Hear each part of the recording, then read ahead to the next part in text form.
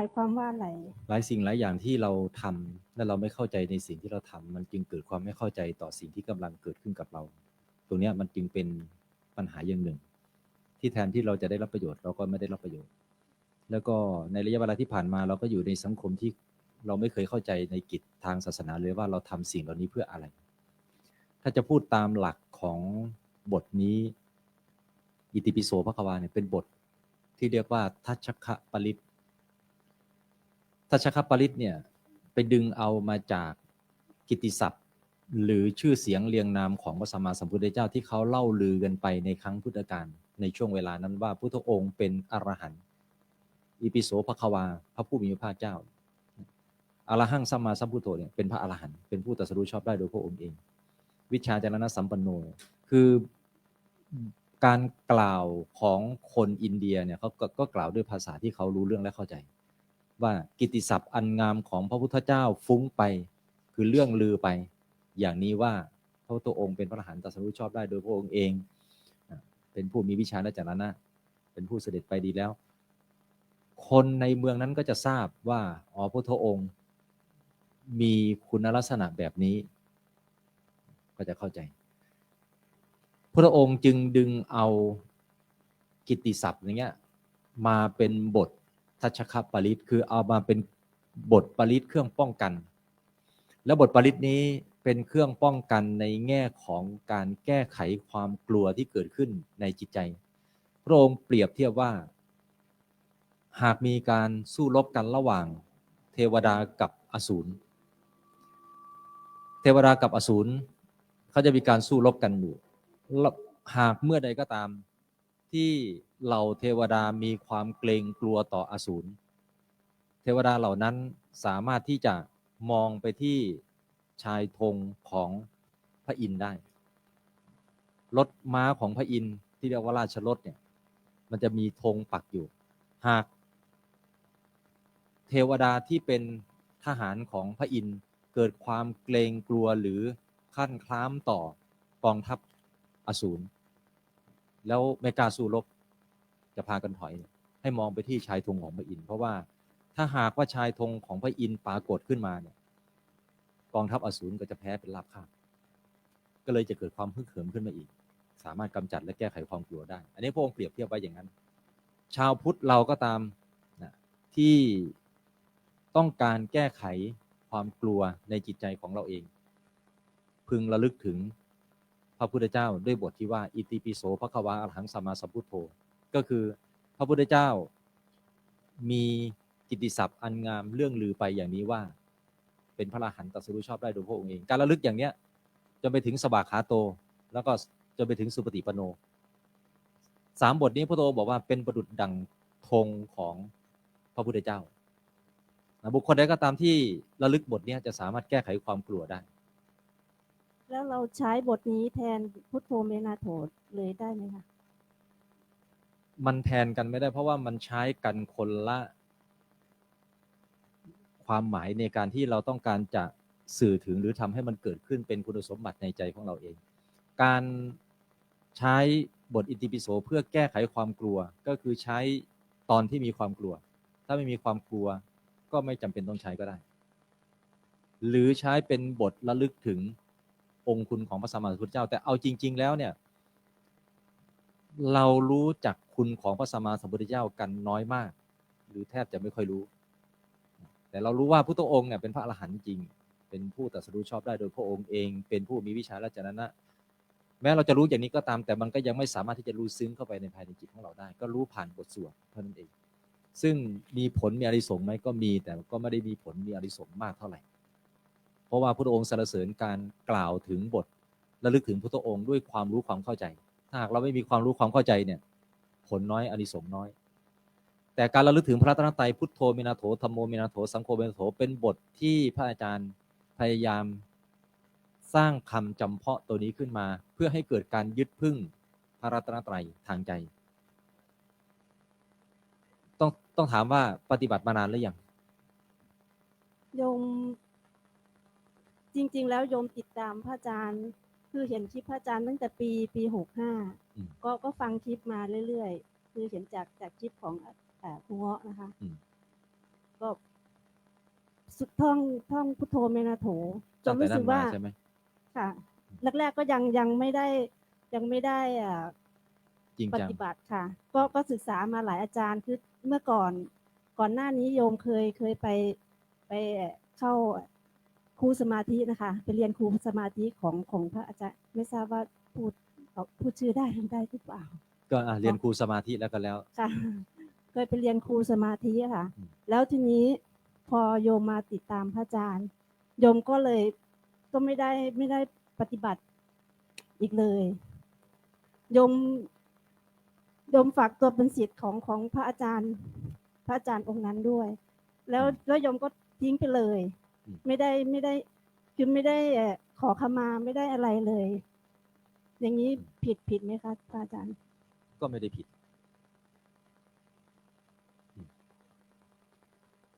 แล้วมาจริงจังปฏิบัติพระรัตนตรัยตอนไหน ก็พอศึกษาดูฟังคลิปพระอาจารย์ก็เริ่มแบบมันคือเห็นคลิปก็ฟังมาเรื่อยๆก็เ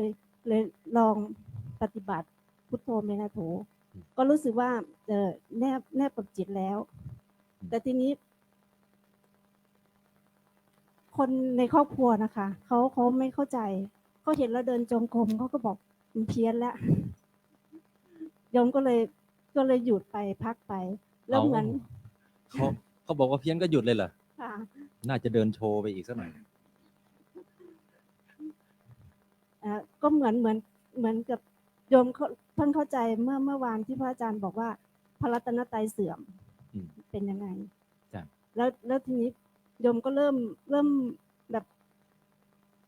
พยายามจะดึงคนรอบข้างโดยการเปิดคลิปของพระอาจารย์ตอนเช้าเวลาทำงานอยู่ในครัวทำกับข้าวทำอะไรโยมก็จะเปิดดังๆให้เขาได้ยินเขาก็เลยเริ่มจะยอมรับเริ่มฟังแล้วหลังๆมาโยมก็เลยเริ่มใหม่ปฏิบัติใหม่เดินจงกรมท่องพระรัตนตรัยจนตอนนี้โยมก็เริ่มท่องธาตุกำลังเริ่มท่องธาตุปัญหาก็คือบทอิติปิโสมันผุดขึ้นมาใช่ไหมงั้นก็ขอให้เราตั้งใจว่าสิ่งที่เราจะยึดพึ่งคือพระรัตนตรัยแม้บทนั้นจะปรากฏขึ้นมา โดยที่เราไม่เจตนาจะระลึกมันก็อยู่ในช่วงของการถ่ายเทและก็ปรับแก้จิตข้างในตัวของภายในเองไม่ต้องกังวลและไม่ต้องไปแก้ไขเราก็ระลึกถึงพระรัตนตรัยท่องธาตุควบคู่กันไปสลับกันไปสลับกันมาปฏิบัติอย่างนี้แหละต่อเนื่องไปเรื่อยๆแล้วบทอิติปิโสเรายังสวดได้ไหมคะสวดได้ แต่ถ้าจะยึดเอาเป็นสาระจริงๆต้องยึดบทพระรัตนตรัยไว้เป็นสาระแล้วก็พิจารณาร่างกายท่องธาตุพิจารณาร่างกายเนี่ยเป็นสาระปกติก่อนนอนโยมจะสวดแล้วทีนี้เราจะเปลี่ยนมาสวดเป็นประกาศพระปริตแทนนี้ได้ไหมคะได้ทำได้ประกาศเฉพาะพระปริตบทเดียวมันมีพระปริตอยู่3 บทเลือกใช้ได้เลยว่าเราจะใช้บทไหนประกาศได้ทุกวันใช่ไหมคะได้ทุกวันไม่ได้เป็นการรบกวนเทพอะไรใช่ไหมบทนี้พุทธองค์ตรัสว่าเวลาที่เราประกาศบทพระปริตเนี่ยจะต้องประกาศบนจิตที่เป็นเมตตาจิตที่เป็นเมตตาเนี่ยจะทำให้ปริตนี้ทำหน้าที่ในการปกปักรักษาคุ้มครองเราแต่ไม่ได้เป็นการเพื่อเบียดเบียนใครแต่จิตที่เราไม่ประกอบด้วยเมตตาเนี่ยเช่นสวดเพื่อต้องการขับไล่ก่อกวนอันนี้มันจะเป็นไปเพื่อความเบียดเบียนและไม่ใช่เมตตาฉะนั้นการประกาศบทพระปริตทุกครั้งจะต้องประกอบด้วยเมตตาเสมอเป็นพื้นฐานถึงจะถูกต้องหรือบทอื่นๆที่เราจะสวดกันเนี่ยบทสวดมนต์ที่เราสวดกันประจำอยู่แล้วเนี่ยก็ควรจะมีเมตตาในการสวดไม่ใช่สวดเพื่อขับไล่หรือต้องการก่อกวนเขาเข้าใจอย่างนั้นนอกจากว่ามีอวรุธบางจำพวกที่ไม่ยอมวางไม่ยอมปล่อยมุ่งก่อกวนเบียดเบียนเราอย่างหนักหนาสาหัสอันนี้เราสามารถที่จะใช้เดชหรืออาชญาในตัวปริตนั้นเนี่ยเพื่อกำราบเขาเหล่านั้นได้กำราบแต่ก็ไม่ได้ตั้งจิตที่จะเบียดเบียนนะเขาเรียกว่าสร้างอำนาจของปริตให้แก้ไขสิ่งที่กำลังก่อกวนเราอยู่ ถ้าเราเข้าใจวิธีการอย่างนี้มันก็จะเกิดผลการแก้ไขที่มันถูกจุดเพราะบางทีถ้าเราวางใจไม่ถูกแล้วก็ประกาศพระปริตเพื่อก่อกวนเบียดเบียนเขาเนี่ยก็มันจะแก้ไขพระปริตไม่ถูกพระปริตก็จะไม่สามารถนำไปสู่การป้องกันคุ้มครองรักษาเราได้ตามเหตุที่พระองค์บัญญัติไว้แม้แต่บทอิติปิโสก็ตามถ้าเราไม่เข้าใจเนี่ยว่าต้องใช้ตอนไหนใช้เวลาใดก็ถือว่าเป็นการใช้แบบพร่ำเพรื่อใช้ไม่ตรงกับเหตุเพราะเอาจริงๆถ้าเราจะรู้ซึ้งถึงคุณของพระสัมมาสัมพุทธเจ้าเราจะยังไม่รู้ซึ้งกันหรอกอย่างเช่นพระอาจารย์บวชมาสวดอิติปิโสตอนเช้ากับโยโสภควาสวดไปพอให้แล้วตามแบบวิธีพอให้จบบทพอจะให้นึกจริงๆน้อมนึกจริงๆว่าพระพุทธองค์มีคุณอย่างนั้นมีคุณอย่างนี้ก็น้อมนึกไปอยู่เหมือนกันนะแต่มันก็ไม่ซึ้งถึงคุณจริงๆแต่พอเวลาที่จิตเราเข้าใจธรรมะบางอย่างหรือรับรู้ถึงกระแสพระรัตนตรัยได้มันรู้ซึ้งโดยที่ไม่ต้องสวดมันรู้ซึ้งจากภายในที่เข้าใจแล้วว่าสิ่งที่พระพุทธองค์วางไว้หรือสอนไว้ในหลักธรรมนี้มีคุณค่าและมีประโยชน์ยังไงต่อการที่เราเห็นคุณค่าของธรรมในใจเราจึงเห็นคุณค่าของผู้ที่มอบธรรมนี้มาให้เราแล้วจึงได้รู้ว่าพระองค์ทรงคุณค่าขนาดไหนฉะนั้นทั้งหมดที่พระอาจารย์พยายามนำหลักคำสอนเหล่านี้มาถึงพวกเราก็เพราะว่าเห็นคุณค่าของพระองค์เพราะรู้ซึ้งถึงคุณของพระองค์จึงทำงานหนักมาตลอดเพื่อที่จะส่งต่อหลักคำสอนเหล่านี้มาถึงพวกเราฉะนั้นให้ใช้หลักคำสอนนี้ให้เป็นประโยชน์สูงสุดในการนำทางให้เราไปสู่ทางความพ้นทุกข์ให้ได้ไตรสรณคมเนี่ยพระรัตนตรัยจึงเป็นบทบาทสำคัญมากๆที่เราจะได้นำมาสู่การใช้ไตรแปลว่าสามสรณะแปลว่าการระลึกคมมาจากคำว่าคัมมนะคัมมนะแปลว่าถึงไปก็ได้ไปหรือถึงหรือว่าระลึกถึงเอาตามศัพท์นะระลึกถึงไตรสามประการคือพระพุทธพระธรรมพระสงฆ์เนื่องจากว่าภาษาบาลีเนี่ยถ้าเราพูดคำว่าไตรเนี่ยหรือติสารณะโดยศัพท์เขาเรียกว่าติสารณะหรือไตรสารณะเนี่ยเราต้องรู้เลยว่ามันเป็นการอมความไว้ว่าคำว่าติหรือไตรเนี่ยคำว่าสามเนี่ยระลึกถึงสิ่งสามสิ่งเรารู้เลยว่าคำนี้อมความอะไรไว้ก็คือพระพุทธพระธรรมพระสงฆ์นั่นเองก็คือพุทธรัตนะธรรมรัตนะสังฆรัตนะเรียกว่าไตรสารณะคือการระลึกถึงพระพุทธพระธรรมพระสงฆ์นั่นหมายถึงว่าพุทโธเมนะโถธัมโมเมนะโถสังโฆเมนะโถนี่แหละคือไตรสารณคมคือการระลึกถึงพระรัตนตรัยพอเราลึกถึงแล้วพลังรัตนตรัยเนี่ยพระอาจารย์ให้คำนิยามว่าพลังธรรมชาติอันบริสุทธิ์คำว่าบริสุทธิ์เนี่ยทำไมถึงใช้คำว่าพลังธรรมชาติอันบริสุทธิ์เพราะภาวะแห่งพุทธะเป็นภาวะที่ไม่มีกิเลสเพราะว่าภาวะอันที่รู้ตื่นเบิกบานนี้ไม่มีกิเลสธรรมะคือความจริงอันเป็นสัจธรรมก็เป็นความจริงเพื่อดับกิเลสสังฆะผู้ปฏิบัติตามหลักธรรมนั้นเข้าถึงความบริสุทธิ์หมดจดแห่งจิตเรียกว่าหลุดพ้นออกจากกิเลสก็เป็นสิ่งที่ไม่มีกิเลสทั้งหมดนี้จึงเรียกว่าพลังธรรมชาติอันบริสุทธิ์เพราะเวลาบุคคลผู้ระลึกถึงพระรัตนตรัยย้ำๆซ้ำๆอยู่จะเกิดพลังทางใจและเป็นพลังอันเป็นมหากุศลที่ทำให้จิตเกิดความบริสุทธิ์ในระหว่างที่ระลึกอยู่กิเลสก็ไม่สามารถเกิดขึ้นได้คำว่ากิเลสเกิดขึ้นไม่ได้ไม่ได้หมายถึงว่าหมดกิเลสนะกิเลสไม่เกิดกับการทำกิเลสให้สิ้นไปไม่คนละเรื่องกันไม่ใช่เรื่องเดียวกันฉะนั้นกิเลสไม่เกิดก็หมายถึงว่ามันไม่มีสิ่งที่มาลดทอนกำลังทางใจของเราให้อ่อนแอให้เศร้าหมองหรือให้ไปตกอยู่ในข้างของอกุศลดังนั้นพระรัตนตรัยจะยกจิตเราขึ้นแล้วทำให้เราบริสุทธิ์จากกิเลสแต่ยังไม่ได้สิ้นกิเลสเพราะฉะนั้นการจะสิ้นกิเลสจะต้องปฏิบัติในระดับต่อไปเพราะฉะนั้นจึงวางพระรัตนตรัยไว้ก่อนก็แล้วว่าตัดหนทางของกิเลสที่จะขึ้นมาทำให้จิตของเราตกไปอยู่ในข้างของอกุศลที่นำไปสู่กิเลสทั้งหลายเนี่ยพลังธรรมชาตินี้ก็จะเกิดพลังทางใจจิตใดก็ตามที่เข้าถึงพระรัตนตรัยเนี่ยจิตนั้นย่อมเข้าถึงความบริสุทธิ์ได้ดังนั้นการยึดถือพระรัตนตรัยเนี่ยจึงเป็นส่วนสำคัญที่ทำให้จิตของเราจะเข้าไปถึงความสิ้นทุกข์โดยชอบได้นั้นไตรสรณคมจึงเป็นข้อกำหนดเบื้องต้นเข้ามาสู่ศาสนาเป็นขั้นพื้นฐานเป็นประตูเดินเข้ามาสู่พุทธศาสนาเป็นเส้นทางแรกที่เราจะต้องเดินให้ถูกเพราะว่าทางที่เรียกว่าอริยมรรคนี้ถ้าเดินถูกแล้วเนี่ย ได้เป็นอริยะกันทุกคนที่ยังไม่เป็นก็คือเดินยังไม่ถูกเพราะมนุษย์เราชำนาญการเดินอยู่2 ทางทางที่เรียกว่ากามสุขัลลิกานุโยคคือเป็นหนทางที่พัวพันอยู่ในกามสุขใช้ชีวิตด้วยกามสุขแสวงหากามสุขตอบสนองชีวิตตัวเองด้วยกามสุขถามว่ามนุษย์เรามีกามสุขในชีวิตผิดไหมมันก็ไม่ได้ผิดแต่มันจะเป็นเส้นทางให้เราอยู่ในวงจรของกามสุขนี้อย่างหาหลุดพ้นไม่ได้กามสุขก็มีมนุษย์เทวดาเป็นกามสุขพรหมเป็นรูปประพรหมรูปประภพรูปาวจรก็เป็นความสุขในฌานอันเป็นรูปฌานอรูปภพก็คือความสุขอันเกิดจากการทำฌานในด้านอรูป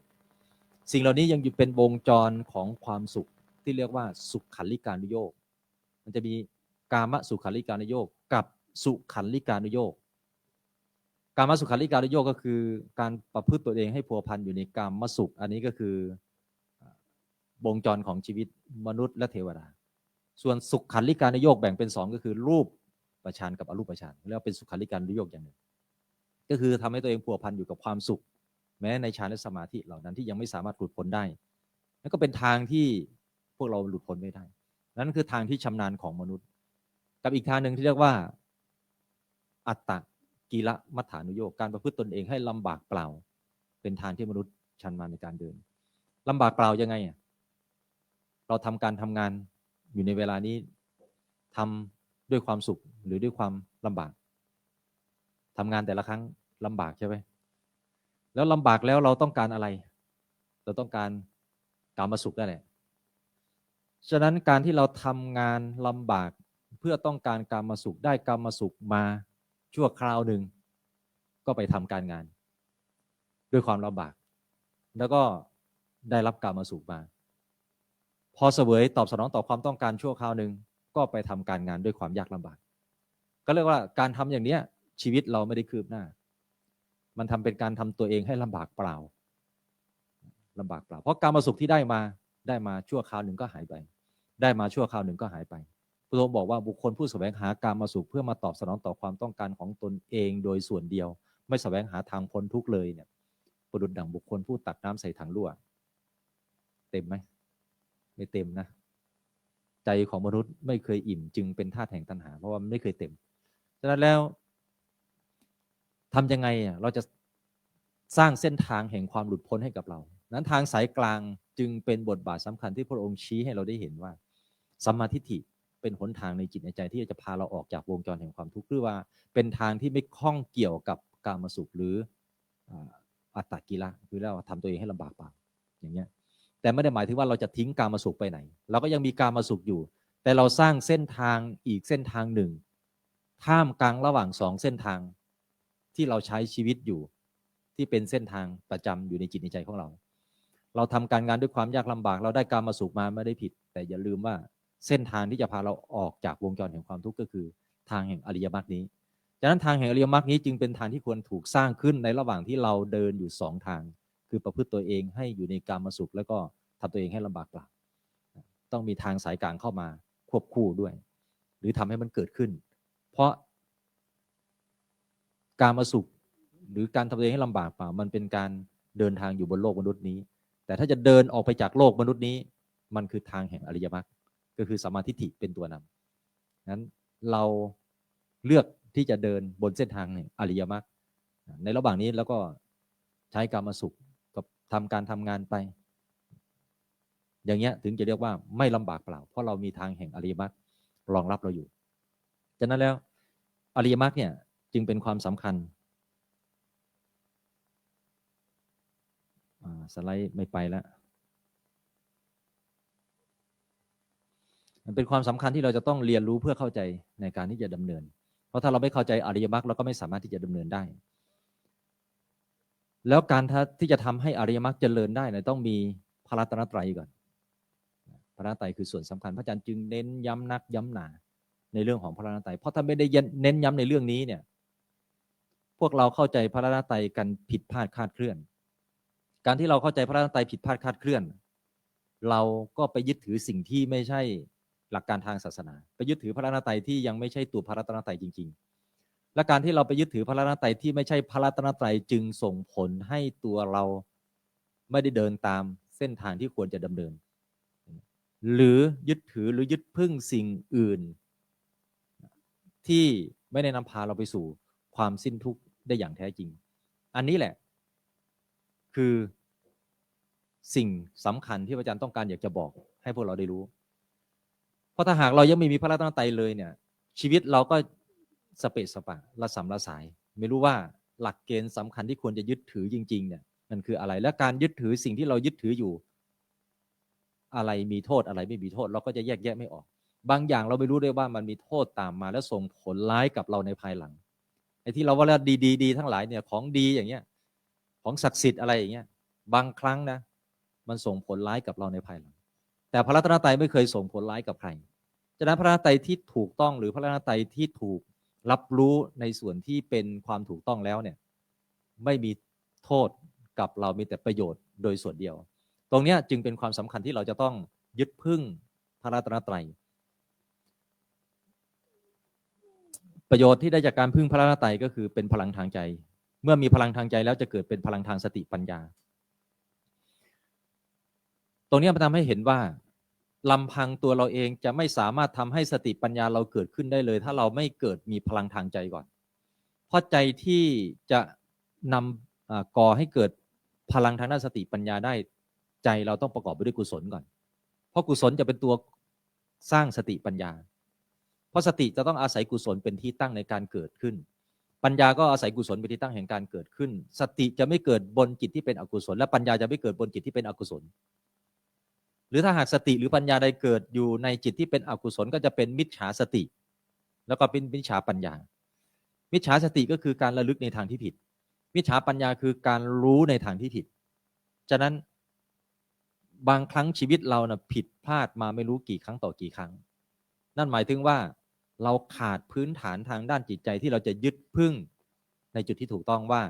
อะไรจะเป็นฐานรองรับหรือเครื่องรองรับหรือเครื่องนำพาจิตเราไปสู่ความถูกต้องพระรัตนตรัยนี่แหละจึงเป็นพลังทางใจและจะทำให้เกิดสติปัญญาในจุดที่ถูกต้องดังนั้นการระลึกถึงพระรัตนตรัยย้ำซ้ำอยู่เสมอเนี่ยมันคือการทำให้จิตของเราเนี่ยมีหลักมีเกณฑ์มีที่ยึดพึ่งแล้วก็ไม่คลอนแคลนไปเป็นอย่างอื่นเวลาประสบกับความยากลำบากในบางวาระในการมีชีวิตอยู่บนโลกมนุษย์นี้เราก็จะมีที่พึ่งคือพระรัตนตรัยเป็นที่ยึดเกาะถ้าหากเราจะยึดถือเอาสาระสำคัญของโลกเนี่ยมาเป็นสาระสำคัญในชีวิตที่เราจะพึ่งพาสิ่งเหล่านั้นถ้ามันถึงความเสื่อมเราก็จะเสื่อมไปพร้อมกับสิ่งนั้นแต่ถ้าเรายึดถือพระรัตนตรัยอยู่ทางโลกแม้จะถึงความเสื่อมแต่ตัวเราไม่เสื่อมไปพร้อมกับโลกตัวเราก็ยังมีที่ยึดพึ่งที่ดีทางใจของเราอยู่ฉะนั้นเราจะไม่เอาโลกเป็นที่ตั้งหรือเป็นที่กำหนดในการสร้างความเสื่อมหรือความเจริญเพราะถ้าโลกเจริญก็เป็นเรื่องของโลกโลกจะเสื่อมก็เป็นเรื่องของโลกเพราะเราเองก็ไม่ได้อยู่ในโลกนี้ไปตลอดกาลมันจะเสื่อมหรือมันเจริญเนี่ยมันเป็นเรื่องของโลกแต่ตัวเราที่เราควรจะมีที่ยึดพึ่งภายในใจของเราที่จะเจริญโดยที่ไม่เสื่อมเลยก็คือมีพระรัตนตรัยเป็นที่ยึดพึ่งหรือรองรับฉะนั้นแล้วการมีพระพุทธพระธรรมพระสงฆ์เป็นที่พึ่งเนี่ยพระองค์บอกว่าเป็นที่พึ่งอันเกษมอย่างเงี้ยเกษมก็คือปลอดภัยนะผู้ใดถึงพระพุทธพระธรรมพระสงฆ์ว่าเป็นที่พึ่งย่อมเห็นอริยสัจสี่คือทุกเหตุของทุกความดับทุกและอริยมรรคประกอบด้วยองค์8ให้ถึงความสงบระงับดับทุกด้วยปัญญาอันชอบที่พึ่งนั้นแลเป็นที่พึ่งอันเกษมแปลว่าปลอดภัยที่พึ่งนั้นอุดมแปลว่าสูงสุดคำว่าสูงสุดนี่เราจะไม่ให้ค่าสิ่งอื่นใดที่เราคิดว่าจะยึดพึ่งได้อีกแล้วในชีวิตนี้เราจะมอบใจเราอยู่กับพระพุทธพระธรรมพระสงฆ์เพราะว่าพระพุทธพระสงฆ์เนี่ยมีผลลัพธ์คือการดับทุกข์ในใจของเราโดยส่วนเดียวพระพุทธพระสงฆ์ไม่นำมาซึ่งผลร้ายในภายหลังแต่ที่พึ่งอย่างอื่นเนี่ยไม่อุดมไม่เกษมคือไม่ปลอดภัยไม่อุดมคือไม่ใช่ที่พึ่งอันสูงสุดอย่างเงี้ยนั้นพระรัตนตรัยจึงเป็นสาระสำคัญแล้วพระรัตนตรัยอย่างเดียวไม่พอต้องเห็นอริยสัจด้วยอันนี้คือสิ่งที่พระองค์ตรัสไว้การมีพระรัตนตรัยและเห็นอริยสัจคือการดำเนินบนเส้นทางอริยมรรคเนี่ย จึงเป็นตัวยืนยันและชี้ให้เห็นว่าพระรัตนตรัยคือขั้นพื้นฐานที่เราจะต้องยึดพึ่งอริยสัจสี่คือทางแห่งปัญญาถ้าจะพูดถึงคือพระรัตนตรัยเป็นสติอริยสัจสี่คือเป็นปัญญาสติกับปัญญาถ้าทำหน้าที่อยู่บนจิตใจเราอยู่เสมอแล้วเนี่ยมีความหวังได้ว่าเราจะเข้าถึงความสิ้นทุกข์หรือว่าความพ้นทุกข์ได้นั่นคือจุดมุ่งหมายของพระรัตนตรัยแล้วก็อริยสัจที่เราสร้างขึ้นดังนั้นการถึงพระรัตนตรัยว่าเป็นสรณะนี่เป็นที่ระลึกถึงเนี่ยเขาบอกว่าแม้ไปเกิดบนสวรรค์คือเทวโลกเนี่ยย่อมครอบงำเทวดาพวกอื่นด้วยฐานะ10ประการคืออายุก็เลิศกว่าเทวดาตนอื่นวรรณะก็เลิศกว่าเทวดาตนอื่นความสุขก็พิเศษกว่าเทวดาตนอื่นยศอันเป็นทิพย์ก็ยศสูงกว่าอธิปไตยอันเป็นทิพย์คือความเป็นใหญ่ก็อยู่ในฐานะที่สูงส่งกว่าเทพตนอื่นรูปเสียงกลิ่นรสโผฏฐัพพะอันเป็นทิพย์ทั้งหลายก็ละเอียดละเมียดละไมหรือประณีตกว่าเทพตนอื่นอันนี้คือสิ่งที่พระองค์ตรัสไว้ฉะนั้นผลอันใดที่เราจะได้รับย่อมได้รับจากการที่เราได้สร้างเหตุคือการระลึกถึงพระรัตนตรัยอันเป็นกุศลนี้ไว้ในจิตในใจของเราผลลัพธ์เหล่านี้ไม่ได้หายไปไหนจะเกิดขึ้นกับเราแต่ถ้าหากว่ายังไม่พ้นจากไปวัฏฏะนี้นะยังไม่พ้นไปก็เป็นเทวดากับมนุษย์ก็จะได้ผลลัพธ์ที่ดีแม้เป็นมนุษย์เองก็จะได้มีอายุวรรณะสุขยศความเป็นใหญ่แล้วก็รูปเสียงกลิ่นรสโผฏฐัพพะอันเลิศกว่าคนทั้งปวงเห็นไหมล่ะมนุษย์เราเกิดมาแต่ละคนเนี่ยเราเกิดมาทำไมมีความแตกต่างกันเพราะฉะนั้นความแตกต่างอันนี้มันมาจากเหตุปัจจัยที่เราสร้างที่เราสะสมมาแต่ละคนแตกต่างกันเมื่อมีพระรัตนตรัยแล้วอริยมรรคคือเส้นทางเดินของพระรัตนตรัยหลักสัจศาสตร์จะบอกว่าความเป็นจริงที่เรียกว่าอริยมรรคนี้กำหนดไว้ตายตัวแล้วว่าเป็นข้อปฏิบัติเพื่อความดับทุกข์แล้วข้อปฏิบัติเป็นไปเพื่อความดับทุกข์อันนี้อยู่ในทุกขานิโรธคามินีปฏิปดาอริยสัจจังเรียกว่าอริยสัจข้อที่4ทุกขานิโรธคามินีปฏิปดาอริยสัจจังเรียกว่าอริยสัจข้อที่4เนี่ยกล่าวกำกับหรือพระองค์ตรัสกำกับไว้แล้วว่าเป็นข้อปฏิบัติทางด้านสัจจะคือด้านความจริงว่าใครปฏิบัติตามหลักของอริยมรรค8นี้ไม่พ้นทุกข์เป็นไม่มีพ้นทุกข์ทุกคนถ้าปฏิบัติตามหลักมรรค8นะพ้นทุกข์กันทุกคนอย่างเงี้ยแต่จะเร็วหรือช้าเป็นอีกเรื่องนึงเพราะว่าเรื่องเร็วหรือช้าเนี่ยเราเอามาเป็นตัวกำหนดไม่ได้เพราะว่าความพ้นเนี่ยมันพ้นด้วยความพอดีของมันคำว่าพอดีคือสมเหตุสมผลในการที่จะพ้นฉะนั้นถ้าการปฏิบัติหรือความเพียรใดที่ถูกสะสมมายังไม่เพียงพอต่อการที่จะหลุดพ้นก็ต้องสะสมต่อไปปฏิบัติต่อไปแต่จะมองว่าทางอื่นที่จะเป็นหลุดพ้นไปกว่าอริยมรรค8นี้ไม่มีทางเพราะว่าพระองค์ตรัสกำกับไว้แล้วว่านี่แหละคือข้อเท็จจริงหรือสัจจะที่บุคคลปฏิบัติแล้วจะถึงความหลุดพ้นได้ดังนั้นจึงไม่ต้องกังวลใจหรือเลือกหาหนทางว่าอะไรคือหนทางอะไรไม่ใช่หนทางก็เมื่ออริยมรรค8นี้ถูกกำหนดไว้ตายตัวแล้วว่าเป็นเส้นทางหรือหนทางในการปฏิบัติที่จะดับทุกข์ได้ก็ต้องเป็นทางอื่นไปไม่ได้แล้วอริยมรรค8นี่เนี่ย8ประการเนี่ยพวกเราก็ผ่านหูผ่านตากันมาอยู่สัมมาทิฏฐิเห็นถูกเนี่ยเห็นอะไรจึงชื่อว่าเห็นถูกฮะเห็นทุกข์เกิดขึ้นเนี่ยเราเห็นไหมถ้าเราไม่เห็นทุกข์เราจะเป็นผู้รับผลของความทุกข์การที่เรารับผลของความทุกข์จึงทำให้เราแบกรับความทุกข์และการที่เราแบกรับความทุกข์จึงทำให้เราเป็นทุกข์กับเรื่องราวที่เราแบกรับอยู่ฉะนั้นการที่ผมบอกว่าเห็นเนี่ยมันหมายถึงการไม่ได้เป็นผู้แบกรับความทุกข์หรือไม่ไปรับผลของความทุกข์ฉะนั้นการเห็นเนี่ยจึงเป็นตัวกำหนดเลยว่าแค่เราเริ่มเห็นเนี่ยทุกข์ก็จะเริ่มวางแล้วแต่อาจจะยังไม่วางแบบเบ็ดเสร็จเด็ดขาดกันเลยทีเดียวนะแต่ว่าอย่างน้อยมันก็เริ่มไปสู่เส้นทางแห่งการเดินวางความทุกข์นั้นถ้าเราจะนับว่าคำว่าทุกข์เนี่ยอยู่ในกลุ่มของอารมณ์ที่มาอาศัยขันธ์5เกิดขันธ์5เป็นทุกข์อยู่แล้วคือพูดง่ายๆว่าแสดงออกถึงความทุกข์ให้เราได้รับรู้รับทราบอยู่แล้วเพราะเราทุกคนมีขันธ์5แล้วความทุกข์เกิดขึ้นกับเราเนี่ยเป็นแบบไหนอย่างไรเราก็รับรู้ต่อความทุกข์ที่เกิดขึ้นผ่านกายผ่านใจคือตัวขันธ์5ของเรานี่แหละว่ามีสิ่งใดมากระทบและปรากฏความทุกข์ขึ้นบนตัวเราเนี่ยเป็นความทุกข์แบบไหนอย่างไรถ้าเรา ได้ทดลองหรือได้ฝึกหรือได้ปฏิบัติจนถึงจุดที่เรียกว่าเริ่มเห็นทุกข์แล้วเนี่ยเราจะเห็นสิ่งหนึ่งตามมาก็คือทุกข์นั้นได้ถูกรู้และถูกวาง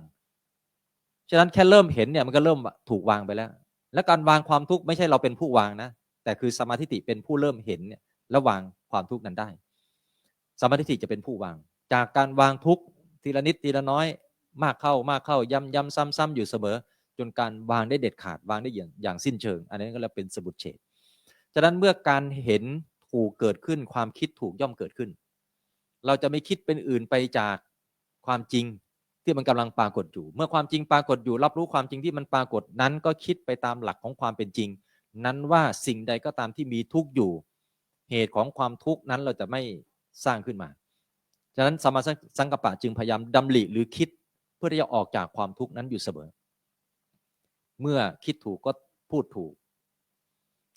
บางคนอาจจะมีคำถามว่าสัมมาทิฏฐินี่เรียงไปตาม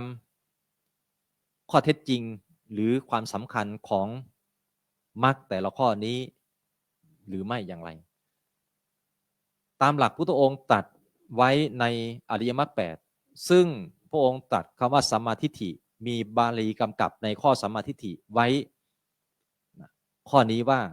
ปุบบังขมาโหติคำว่าปุบบังขมาโหตินี่ก็ว่าเป็นสิ่งที่ทำก่อนอริยสัจก่อนเห็นทุกข์เห็นเหตุให้เกิดทุกข์เห็นความดับทุกข์เห็นข้อปฏิบัติเป็นไปเพื่อความดับทุกข์ถ้าเห็นอย่างนี้ได้เนี่ยนี่แหละคือสิ่งที่เราต้องทำก่อนข้ออื่นความคิดถูกจริงจะเกิดขึ้นมันเป็นข้อเท็จจริงที่ว่าเมื่อใดก็ตามที่เราเห็นถูกเราจะคิดถูกเสมอแต่ถ้าเมื่อใดก็ตามที่เราคิดผิดแสดงว่าความเห็นเราผิดไปด้วยเพราะความคิดกับความเห็นมีความสัมพันธ์กัน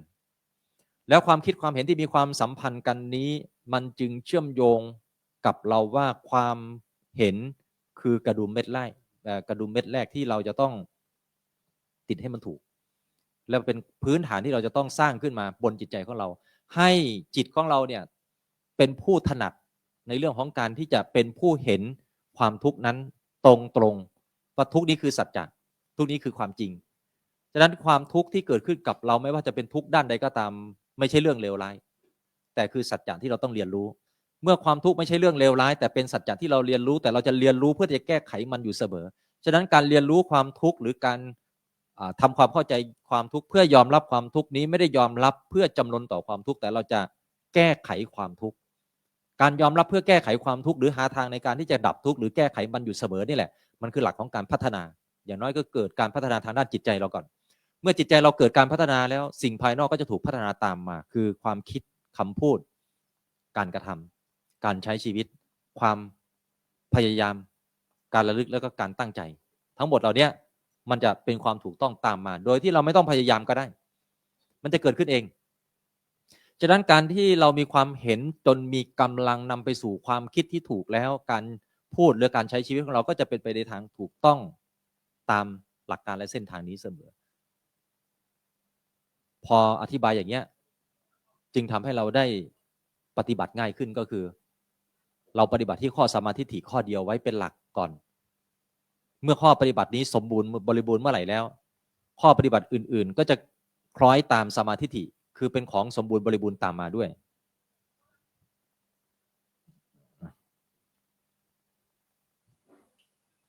ในมรรค8อันนี้คือในพระไตรปิฎกในพระไตรปิฎกก็กล่าวไปตามเนื้อหาของพระไตรปิฎกบางทีเราก็เข้าใจข้อความในพระไตรปิฎกค่อนข้างจะยากฉะนั้นจึงต้องมาอธิบายกันว่ามรรค8นี่แหละเป็นปฏิปทาเรียกว่าทางดำเนินที่ตถาคตตรัสรู้แล้วคือพระองค์รู้แล้วนะรู้ว่าทางนี้แหละคือทางที่จะพาคนพ้นทุกข์แล้วพระองค์ก็บอกว่าไอ้มรรค8เนี่ยที่พระองค์รู้แล้วเนี่ย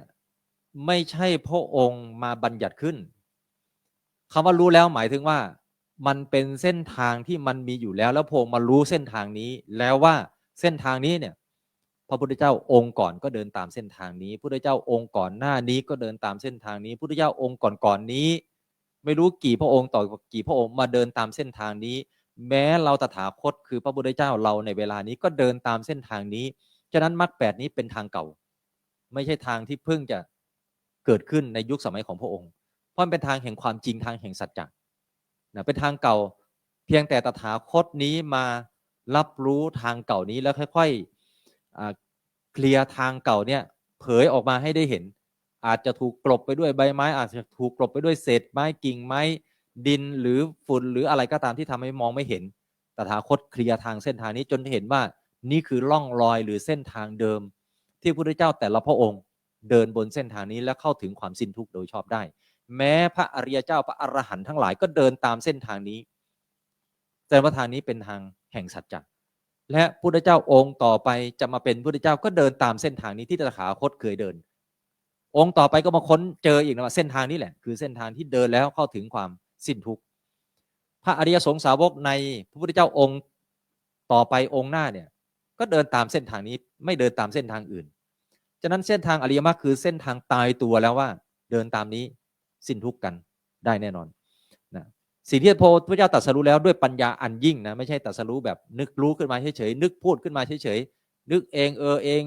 เองไปอย่างเงี้ยแหละว่านี่แหละคือความรู้อันยิ่งของเราไม่ใช่แต่เป็นงานตรัสรู้ด้วยปัญญาไม่ได้ใช้ความรู้สึก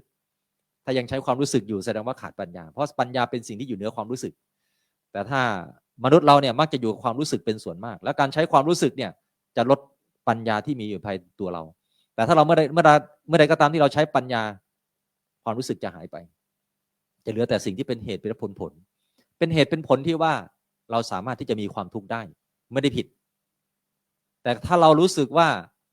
เราไม่ต้องการมีความทุกข์อันนี้ผิดแล้วมันเป็นความรู้สึกเพราะความจริงเนี่ยความทุกข์มันเกิดขึ้นแม้เราจะไม่อยากจะเป็นไม่อยากจะมีความทุกข์แต่มันเกิดขึ้นแล้วการที่มันเกิดขึ้นแล้วบอกว่าไม่อยากจะมีไม่อยากจะเป็นเนี่ยมันก็ไม่ได้หายไปตามความอยากไม่อยากมีไม่อยากเป็นของเรามันก็มีของมันก็เป็นของมันเพราะฉะนั้นการที่เราใช้ความอยากอยู่เสมอเนี่ยมันเป็นการใช้บนความรู้สึกที่ทำให้ปัญญาของเราเนี่ยไม่ได้ถูกสร้างขึ้นเมื่อปัญญาไม่ได้ถูกสร้างขึ้นเนี่ยเราก็จะเป็นผู้ไร้เหตุผลใช้แต่ความรู้สึกนำทางชีวิตตัวเองทุกอย่างที่อยู่รอบตัวเราจึงตัดสินสิ่งที่อยู่รอบตัวเราด้วยความรู้สึกอยู่เสมอและการที่เราตัดสินต่อสิ่งที่อยู่รอบตัวเราด้วยความรู้สึกจึงกลายเป็นปัญหาในตัวชีวิตเราด้วยเป็นอะไรใครมีปัญหาอะไรเหรอลมใช่ไหมนึกว่าใครมีปัญหาไม่ชอบ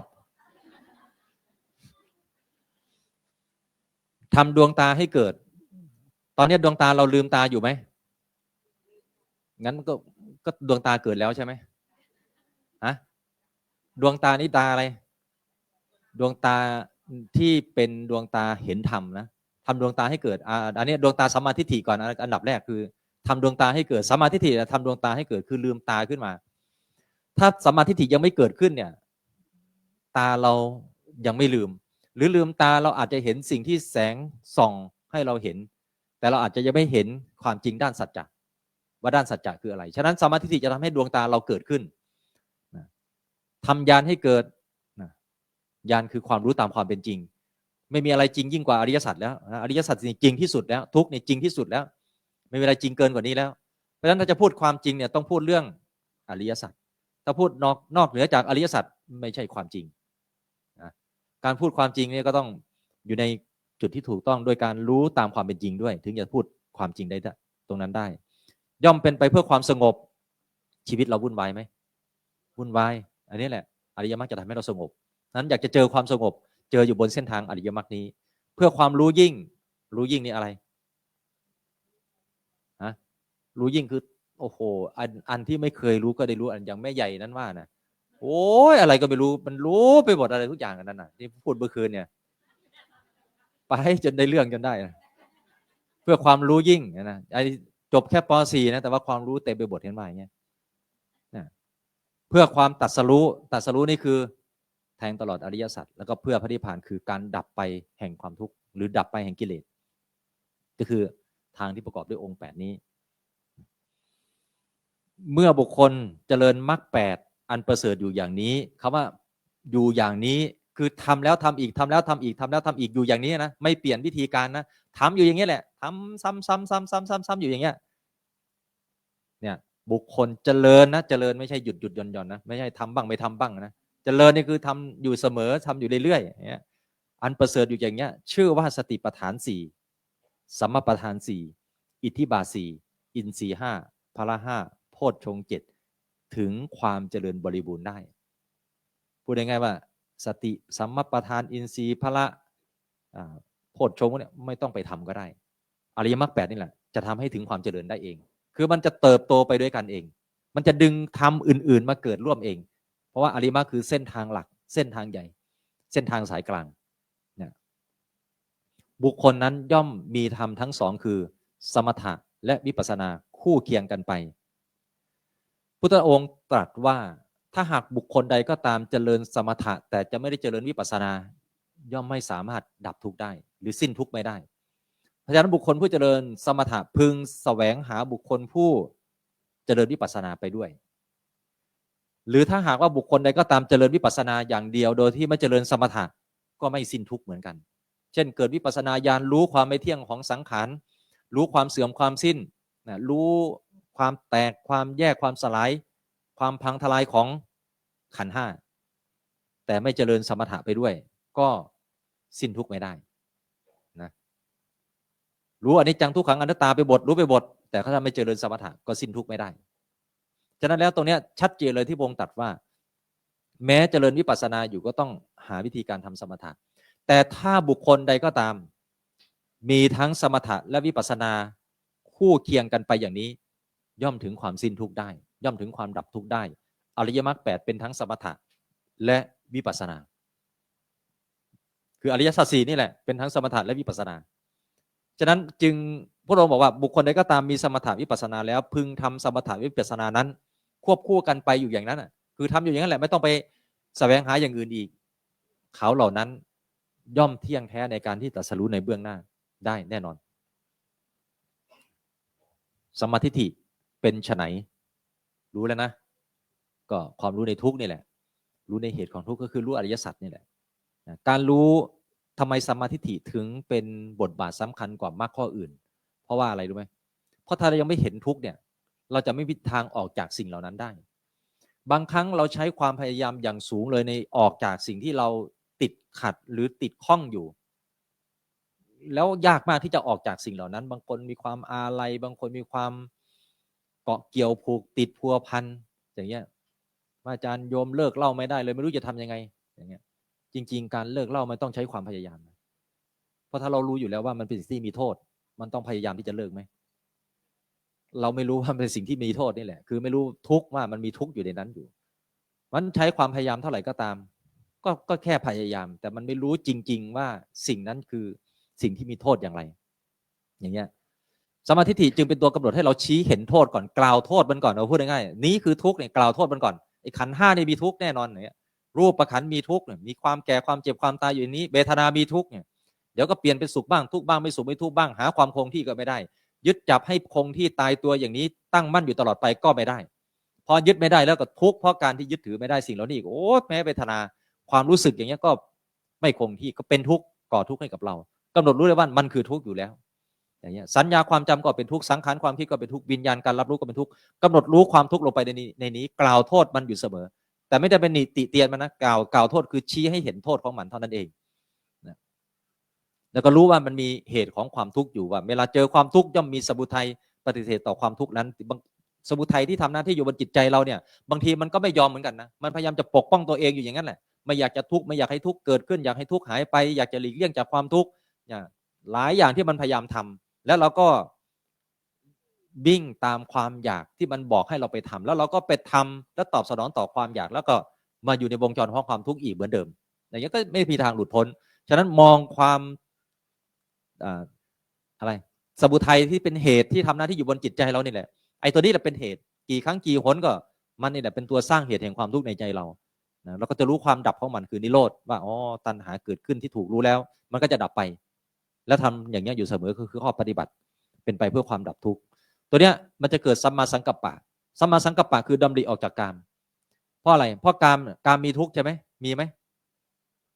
กามสิ่งที่เป็นไปเพื่อความรักความปรารถนาน่ารักใคร่น่าชอบใจน่ายินดีทั้งหลายมีทุกข์ใช่ไหมโทรศัพท์1 เครื่องเป็นกามสุขของเรานะมีทุกข์ไหมในนั้นอ่ะเติมเงินทุกเดือนใช่ไหมการที่เห็นทุกข์ไม่ได้หมายถึงว่า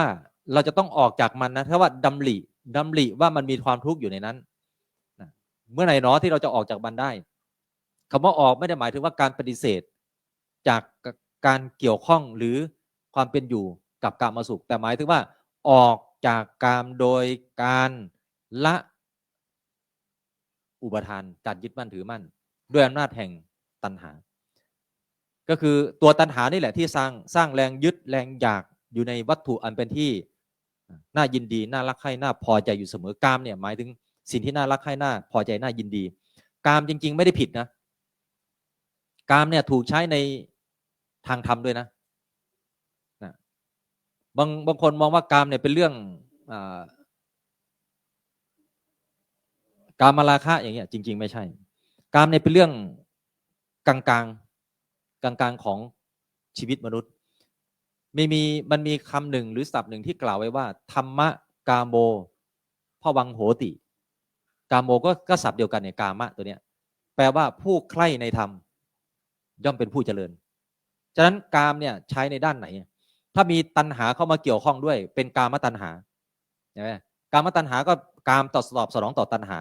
อย่างเงี้ยแต่กามเนี่ยถ้าไม่ตอบสนองต่อตัณหากามมีอยู่เราสามารถใช้กามได้แต่ถ้ากามมีอยู่แล้ว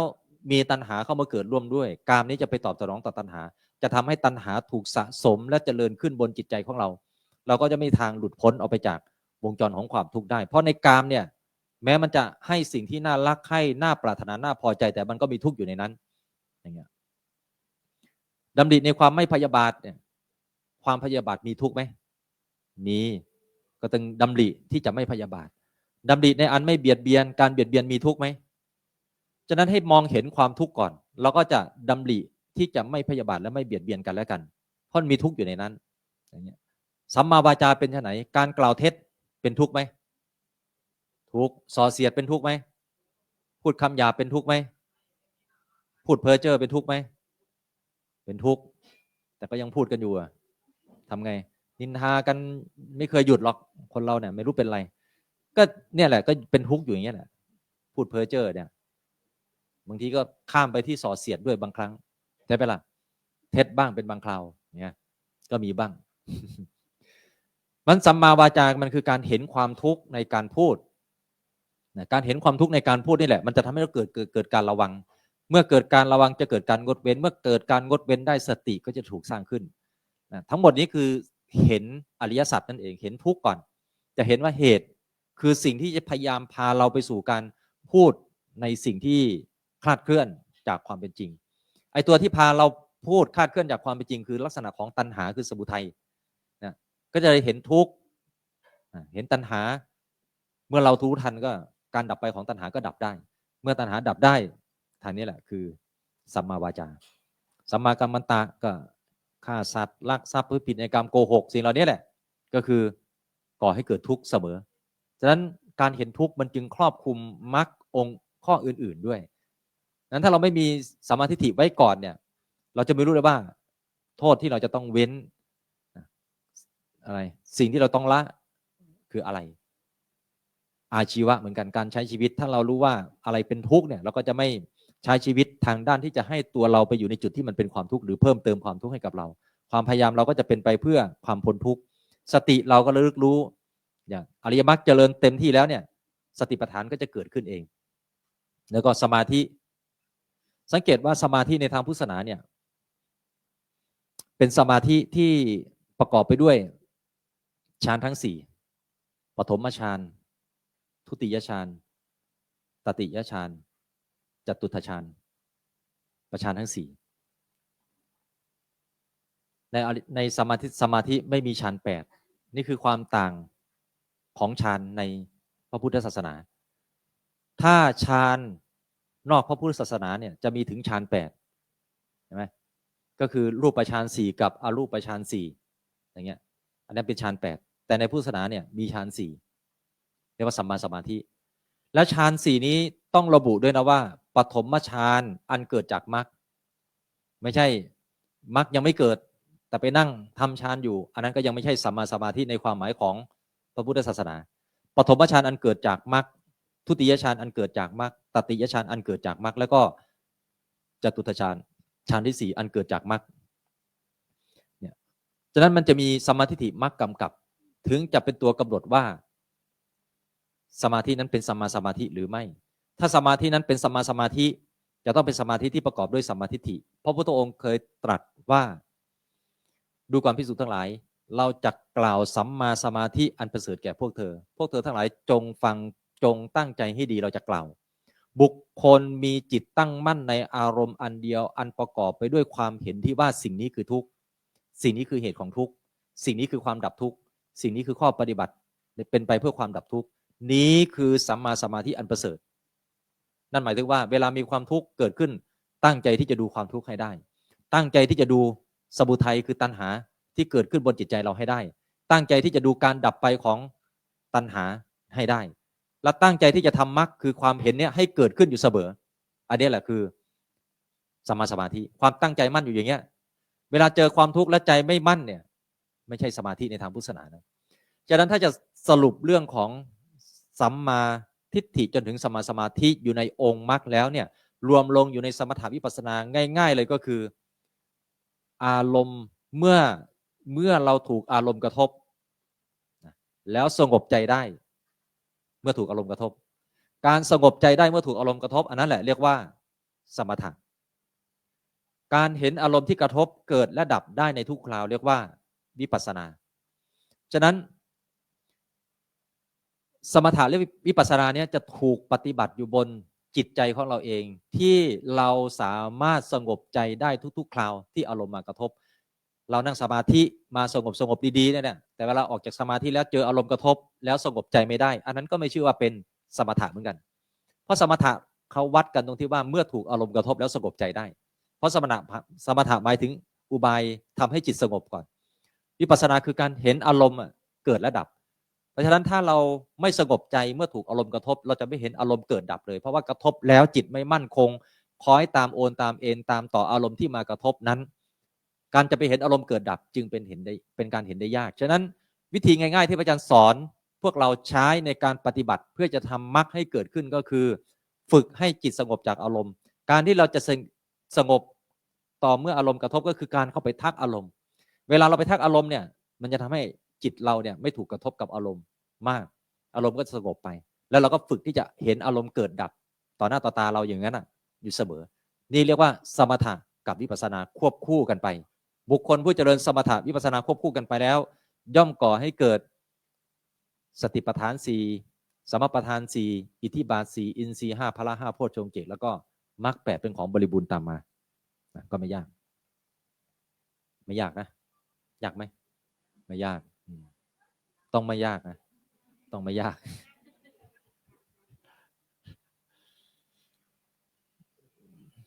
อันนี้ภาษาบาลีไม่เข้าใจ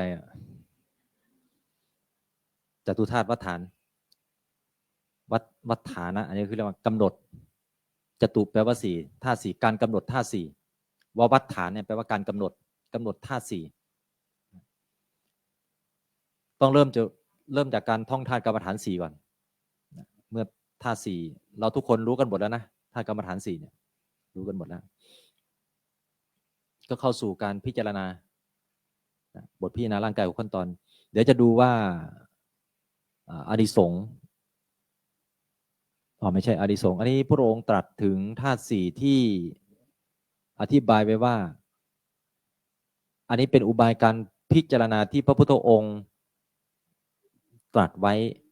ในพระสูตรเลยอันนี้ไปหาดูได้ในมหาสติปัฏฐานสูตรธาตุมนสิการบัพพะทีฆนิกายนี่ไปหาในนั้นพระอาจารย์ไม่ค่อยจะยกพุทธพจน์ข้อนี้มาอธิบายสักเท่าไหร่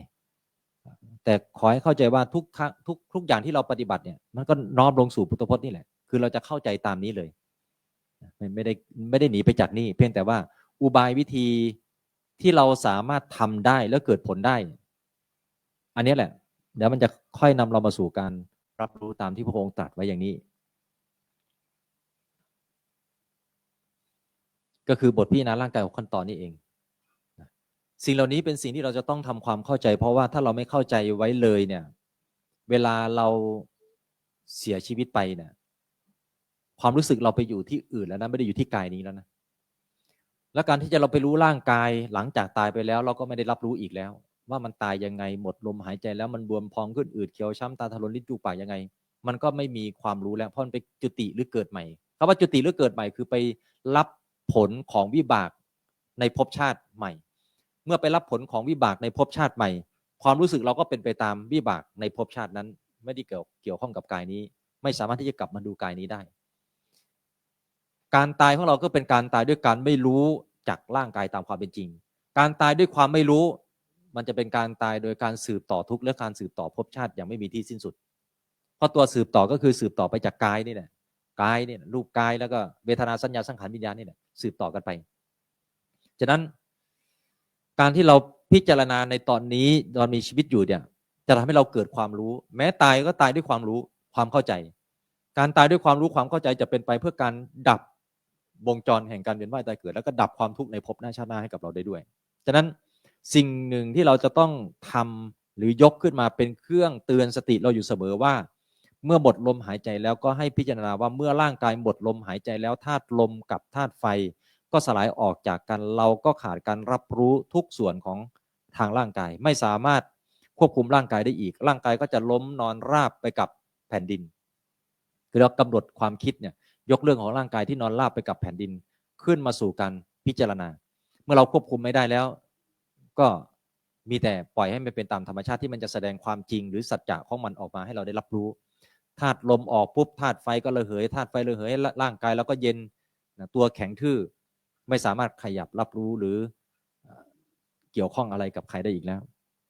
ใครจะมาถามถึงสุขทุกข์สบายไม่สบายต่อกายนี้ก็ไม่สามารถที่จะบอกให้ใครได้รับรู้ได้พอหมดลมหายใจแล้วก็เหลือแต่ธาตุดินกับธาตุน้ำที่อาศัยกันอยู่ดินกับน้ำเมื่อไม่มีลมกับไม่มีไฟมันก็ไม่สามารถที่จะอยู่รวมกันได้มันก็จะหาทางที่จะดันกันออกก็เกิดภาวะน้ำดันดินคือจะแยกออกจากกันภาวะน้ำดันดินเนี่ยทำให้เกิดร่างกายของเราเนี่ยบวมเขาเรียกว่าน้ำจะเริ่มดันดินออกมาร่างกายก็จะบวมพองขึ้นอืดเขียวช้ำตาถลนลิ้นจุกปากแขนขาบวมพองชี้ชูชันขึ้นภาพเหล่านี้เราไม่จำเป็นต้องกำหนดเป็นภาพก็ได้แต่ให้เราเข้าใจเนื้อหาของร่างกายของเราเนี่ยแหละว่าถ้าร่างกายขาดธาตุดินกับธาตุลมกับธาตุไฟแล้วเนี่ยดินกับน้ำที่มีอยู่ก็จะดันกันออกมาเพื่อจะแยกออกจากกันมันก็จะเกิดปรากฏการณ์อย่างเงี้ยร่างกายบวมพองขึ้นอืดอย่างเงี้ยแล้วก็เป็นอย่างเงี้ยทุกคนแล้วก็เป็นความจริงที่ไม่มีใครหลีกเลี่ยงจากความเป็นอย่างนี้ได้เป็นเหมือนกันหมดไม่ได้แตกต่างกันเลยธาตุดินแตกดันกันจนผิวหนังปีแตกแยกออกมาผิวหนังปีแตกแยกออกมาเนี่ยก็น้ำเหลืองน้ำเลือดน้ำหนองก็จะไหลเยิ้มออกมาตามรอยปีแตกทั่วทั้งร่างกายเมื่อธาตุดินแตกแล้วก็เกิดภาวะน้ำละลายดินคือการเปื่อยเน่าย่อยยุ่ยสลายลงสู่ดินก็เหลือโครงกระดูก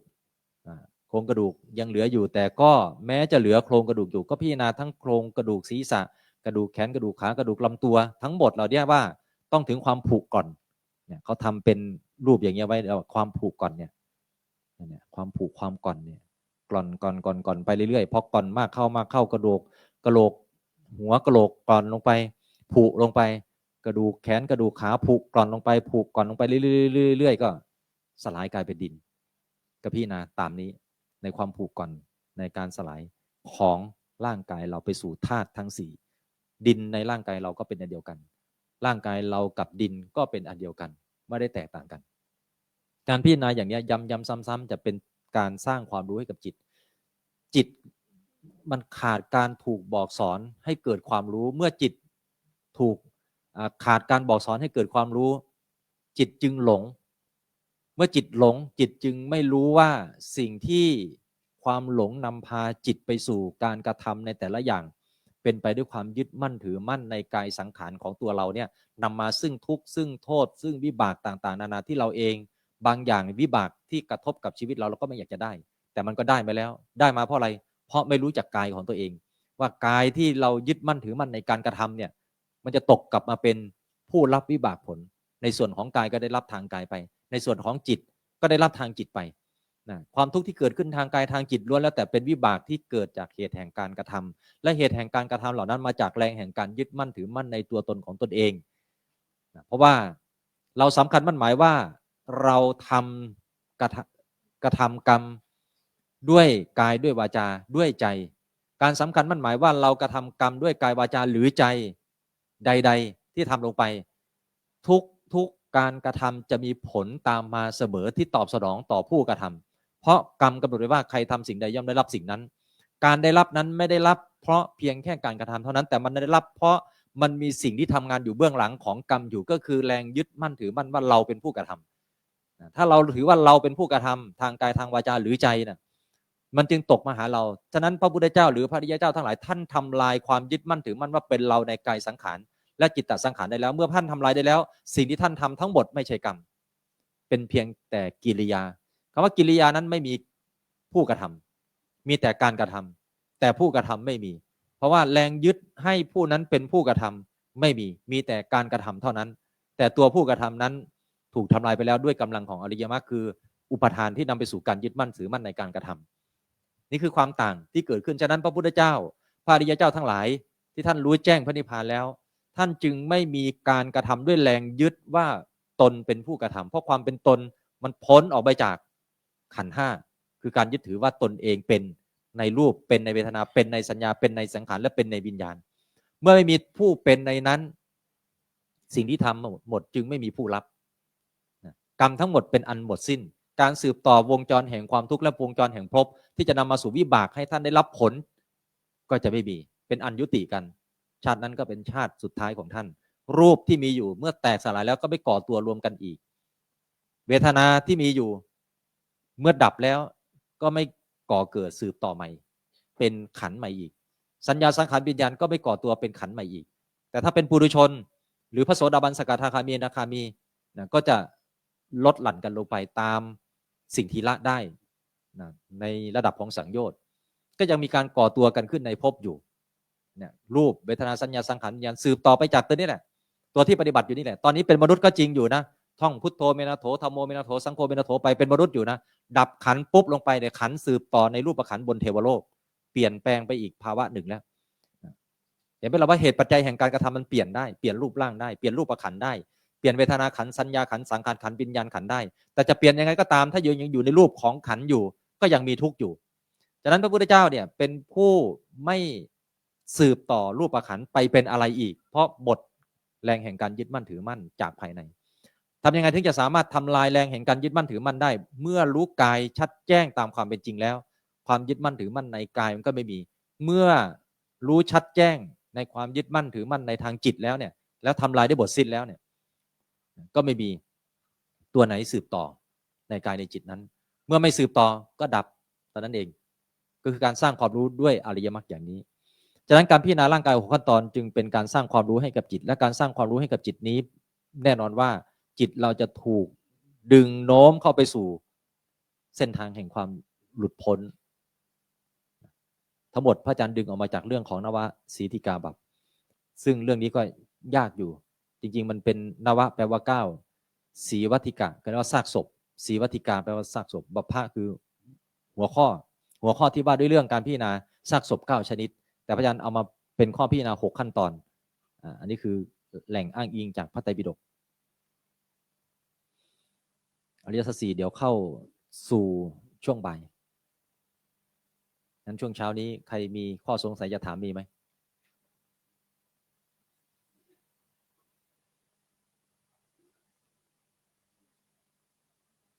ไม่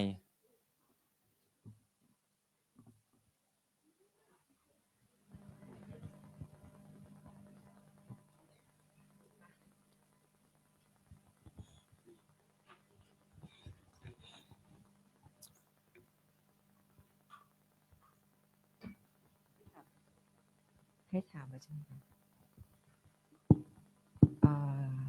กราบนมัสการพระอาจารย์ครับ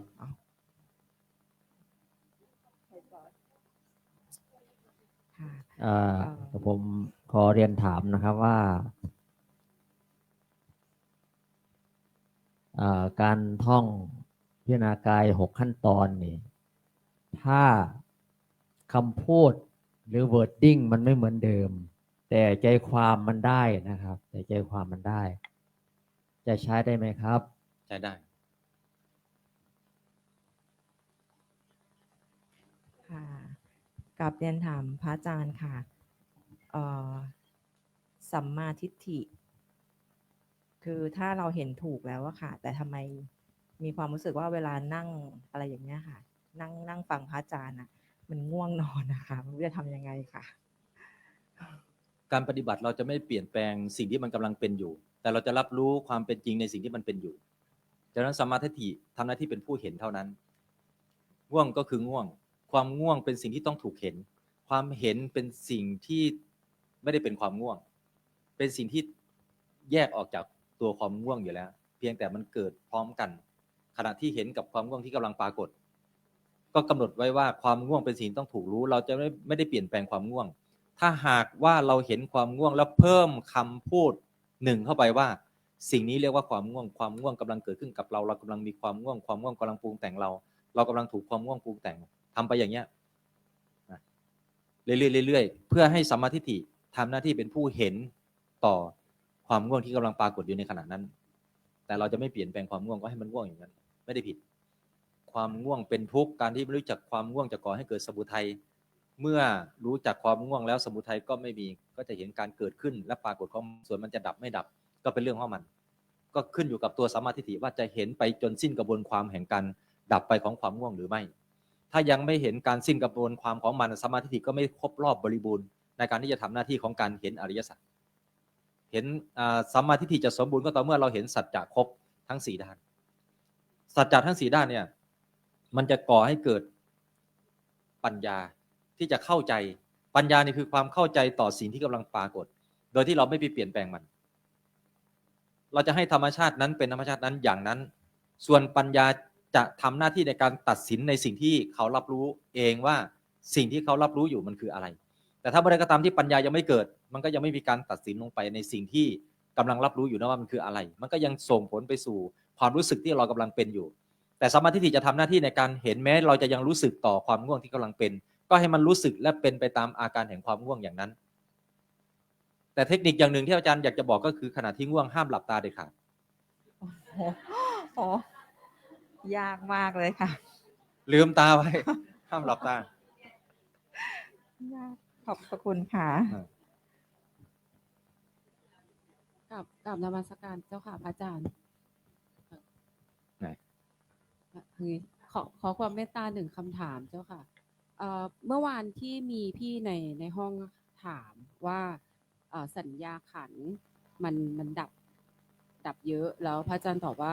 มันลงไปสู่ภวังคจิตนาน ก็เลยอยากจะทราบว่าทำไมมันถึง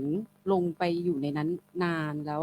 คือการดับคือมันดับลงไปในภวังคจิตใช่ไหมเจ้าค่ะเขามีพื้นฐานของการทำสมถะมานาน และพื้นฐานสมถะมันก็ไปตอบสนองการปฏิบัติมันไปตอบสนองต่อสมถะมากไปหน่อย แล้วอันนี้คือเราต้องแก้ไข ไม่ต้องแก้ก็เข้าใจมันตามความเป็นจริงให้ก็รับรู้ว่ามันเป็นอย่างนี้ คนนี้หรือลักษณะของคนที่มีรูปแบบนี้ ก็เข้าใจว่าอ๋อเป็นเรื่องเฉพาะตัวบุคคลที่เป็นแบบนี้ก็เข้าใจอย่างนั้น อย่างสมมติแบบอย่างโยมก็มีภาวะอย่างนี้เหมือนกัน แต่ก่อนที่จะมาปฏิบัติกับพระอาจารย์เนี่ยไม่เคยปฏิบัติอะไรมาเลย มันไม่เคยปฏิบัติชาตินี้ก็ปฏิบัติชาติที่ก่อนนี่หน้านี้ที่มันเคยทำมาเพราะเราไม่ได้เกิดเพียงแค่ชาตินี้อย่านับเพียงแค่ชาตินี้ชาติอื่นๆมีอีกเยอะ โอเคจ้ะ กราบนมัสการพระอาจารย์เจ้าค่ะในเรื่องของสัญญาหากจะเปรียบว่ามันเป็นเหมือนเมมโมรีในระหว่างที่ปฏิบัติช่วงที่ล้างเมมโมรีสัญญาความจำเก่ามันจะหายไปเป็นช่วงจำไม่ได้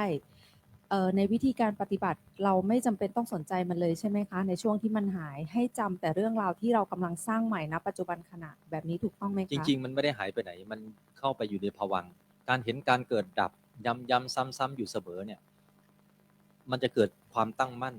พอเกิดความตั้งมั่นสมาธิเดิมที่เคยปฏิบัติมามันจะเข้ามาสู่การรองรับในระหว่างนั้นจึงทำให้จิตลงสู่ภวังค์ภวังคจิตในสมาธิจะทำให้จิตลงไปนานกว่าปกติจิตเราขึ้นมารับอารมณ์แล้วลงภวังค์ชั่วพริบตาเดียวพริบตาหนึ่งยังถือว่าช้าอยู่นะเกิดปุ๊บรับ ดับปั๊บรับอารมณ์แต่อารมณ์แล้วเกิดใหม่ทันที ขณะที่ดับก็มีจิตดวงใหม่เกิดขึ้นมาแทนทันที อันที่ดับลงไปเนี่ยก็ลงสู่ภวังค์เรื่องราวต่างๆก็ถูกนำลงไปสู่ภวังค์ภวังค์เนี่ยมันคือการตัดขาดการรับรู้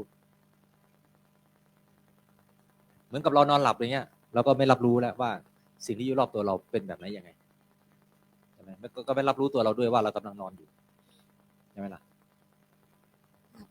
กราบนมัสการพระอาจารย์ค่ะ จากคำถามเมื่อสักครู่อะค่ะ คือโยมอะก็จะมีสภาวะแบบเนี้ยบ่อยมากแล้วที่มันหนักกว่านั้นก็คือ มันก็จะตัดการรับรู้หมดเลยอะค่ะ เหมือนสมมติพอเราจะโยมจะฟังพระอาจารย์เทศบ่อยมาก พอฟังปุ๊บโยมตั้งใจว่าโยมจะตั้งใจฟัง พอฟังปุ๊บแล้วมันดับหมดเลย มันตัดการรับรู้ทุกอย่างเลยค่ะแล้วมันก็ค่อยรู้ เดิน ขึ้นมาใหม่ วิธีการคือเดิน เดินเอาใช่ เดิน ไหม ฟั คะ ง โอเคค่ะเพราะบางทีทำงานอยู่หรืออะไรพอตั้งใจปุ๊บมันก็จะดับหมดเลย ดับตัดการรับรู้หมดเลยเราก็เลยไม่รู้จะทำยังไงจะแก้ตรงนี้ ต้อง ยังไง เดิน ถ้าพวกนี้ให้แก้โดยการเดิน ค่ะค่ะขอบพระคุณค่ะ กับนมัสการพระอาจารย์ค่ะ อันนี้เป็นเรื่องที่ผ่านมาแล้วนะคะพระอาจารย์ คือตอนนั้นที่อยู่ขั้นท่องธาตุอะค่ะ แล้วพอเหมือนแบบธาตุมันก็บทธาตุกรรมฐานมันเริ่มลั่นเองใช่ไหมคะ ก็จะไปขั้นตอนพิจารณากาย แต่ทีนี้ช่วงแรกๆของการที่จะไปขั้นตอนที่เริ่มพิจารณากายอะค่ะ มันเหมือนจิตอะมันไม่ยอมรับอะมันแบบไม่ยังไม่ยอมรับในช่วงต้นนะคะพระอาจารย์ก็เลยถอยกลับไปท่องธาตุจนว่าโอเคเริ่มเห็นว่าเข้าใจว่าธาตุน้ำธาตุดินธาตุไฟธาตุลมที่มีตามธรรมชาติหรือในตัวเรายังไงถึงค่อยขยับไปได้ก็เลยอยากถามพระอาจารย์ว่าตอนช่วงเริ่มแรกที่ตอนนั้นที่มันไม่ยอมรับอะค่ะมันจิตมันเป็นยังไงมันอาการแบบนั้นมันคือยังไงคะ สมุทัยหรืออนุสัยหรืออาสวะเดิมที่มันอยู่ในจิต มันก็ต้องออกมาทำหน้าที่ของมันในการที่ปฏิเสธและไม่ยอมรับ เพราะว่ามันต้องการสร้างภพชาติในจิตของเรา ด้วยการมีอยู่ของกายที่มันยังถูกรับรู้แบบเดิมว่าเป็นของมันอยู่ เพราะฉะนั้นสมุทัยมันก็ไม่ได้หยุดนิ่งในการที่จะสร้างภพชาติในจิตของเรา มันก็ยังจะทำหน้าที่ของมันอยู่อย่างนั้นดังนั้นเราก็ทำหน้าที่ของเราโดยการพิจารณาย้ำซ้ำๆจนกว่าจิตมันจะรู้ว่าข้อมูลที่มันควรจะยอมรับอย่างแท้จริงคืออะไร เพราะแต่ก่อนมันคล้อยไปตามแต่เรื่องของอนุสัยและอาสวะแต่พอมันคล้อยไปตามเรื่องอนุสัยและอาสวะเนี่ยมันก็ทำให้ก่อให้เกิดภพชาติเพราะกลุ่มสมุทัยกลุ่มนี้คือกลุ่มที่นำเราไปสู่วงจรแห่งการเวียนว่ายตายเกิดใช่ไหมล่ะไอ้ความรู้ที่เรากำลังใส่ลงไปในจิตเนี่ยมันคือความรู้ที่จะยุติการเวียนว่ายตายเกิดฉะนั้นจิตมันยังตกอยู่ในข้างของสมุทัยเดิมที่มันโน้มเอียงไปในการปฏิเสธและการไม่ยอมรับเพราะมันยังถูกฝังอยู่ในความรู้สึกว่าก็นี่ร่างกายเราคือร่างกายคือส่วนของชีวิตเราคือสิ่งที่เป็นอยู่อย่างนี้อย่างเงี้ยแต่กระบวนการพิจารณามันเหมือนกับกำลังเข้าไปแย้งหรือทำให้จิตเนี่ยมันเริ่มสร้างความรู้สึกต่อการพิจารณาที่เรากำลังพิจารณาอยู่นั่นแหละคือท่าทีที่จิตมันเริ่มรับรู้รับทราบแล้วเพราะมันความรู้ที่เราใส่เข้าไปถ้าเราไปลงถึงจิตตัวนี้แล้วปุ๊บเราจะเห็นตัวปฏิเสธขึ้นมาก่อนเสมอตรงนี้มันเท่ากับยืนยันว่าการปฏิบัติที่เราใส่ข้อมูลลงไปเริ่มลงลึกลงในจิตแล้วต่อไปจิตมันจะค่อยๆรับรู้ไปเรื่อยๆจนกว่าจะเกิดการยอมรับแบบชัดเจนและการยอมรับแบบชัดเจนจากข้างในมันจะแสดงออกมาภายในตัวเราเองแล้วเราจะรู้ว่าการยอมรับแบบซีโรราบหรือราบคาบเนี่ยมันเป็นแบบไหนยังไงถูกค่ะ 11 นาฬิกาแล้วพูดเฉยๆนี่แหละถ้าใครอะไรต่อไปก็เดี๋ยวเรามีช่วงบ่ายนะคะเดี๋ยวพระอาจารย์จะได้ฉันเพลนะคะทุกคนเตรียมตัวกราบพระอาจารย์พร้อมกันค่ะเหมือนเดิมนะคะค่ะกราบค่ะพุทโธเมนาโถธัมโมเมนาโถสังโฆเมนาโถ